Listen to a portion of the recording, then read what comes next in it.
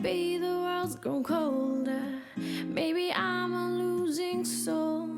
The more I try, it just gets harder, and the pain is getting old. But imagine we bringing peace within an area that's known for violence.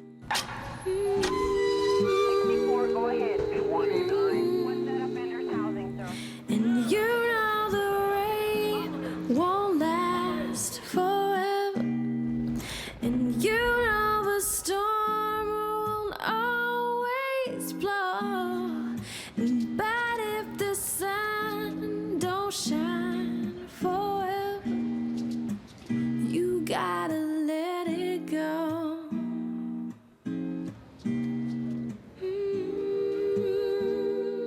Yo. The United States is the hands-down toughest on crime. There is no other country that's tougher than the United States.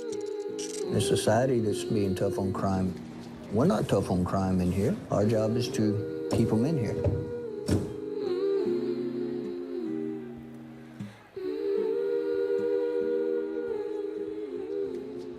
That's what we're here for. So that when somebody messes up, they get justice, but they also get the opportunity to earn a second chance. Our criminal justice system is also founded on the idea that people can get better, that they can improve, that they can change. If I wanted something, I took it. I came from selling drugs, poisoning people. I poisoned my neighborhood. I was a thief, I was a manipulator, I was a con. I had lost all contact with my heart. If you've never been told that you're worth a damn, if you've never been told that you mean something to somebody. My mom and my dad were heroin addicts. All of that emotions, that feeling, will come out in actions that will get you into trouble. You go to school and you see everybody else, they got nice shoes, nice clothes, better. Everything's better, and you're like, how come your life is better than mine? You know, that kind of things that just ate me up inside.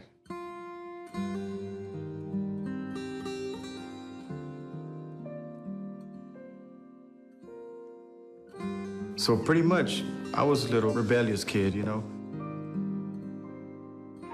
As soon as my mom went to work, her second job, we waited an hour, 30 minutes, and we'd go outside and hanging around with the neighborhood kids. No positive roles in the neighborhood. Everybody was poor.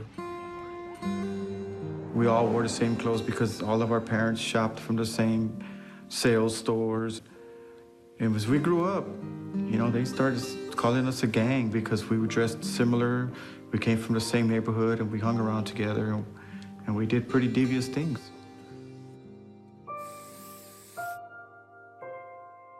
I was brought up with that mind intention that, you know, whatever I wanted, I took. Or I sold drugs. I didn't abide by the law. I didn't believe in the law. The law didn't do any justice for us when we were suffering. So I grew up with this anger, hatred, envy. And as I grew up like that, my feelings became numb.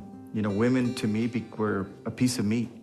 A pretty girl sitting next to me in the car so everybody could see and floss.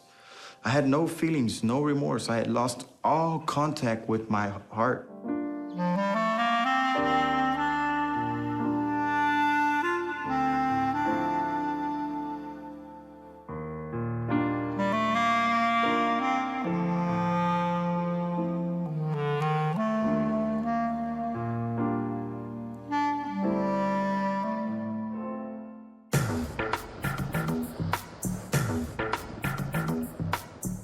I'm from urban area of Houston, inner city. Mother tried to do the best she could for me. Grew up a good kid, moved around and had to grow up fast. I was only 18 years old and I got into finding a way to take care of myself. And I got hired at Park Plaza Hospital. I washed pots and I rode about 3 or 4 buses to get there because I needed the money really, really bad. I bumped into a guy at my job, and he asked me one day, did I have drugs for sale? I was only making minimum wage, and so I ended up selling drugs to him at my job. I was a small-time dealer at that time. There's competition, there's police, the neighborhood is very, very raw. I was only at the bottom of the food chain. When I started to recognize that, my mind shifted into a larger distribution, traveling, networking, ports, boats is where I started to focus in at. And I started to learn to become a people's person, not just from a small-time dealer in my neighborhood, but from a person that could be universal.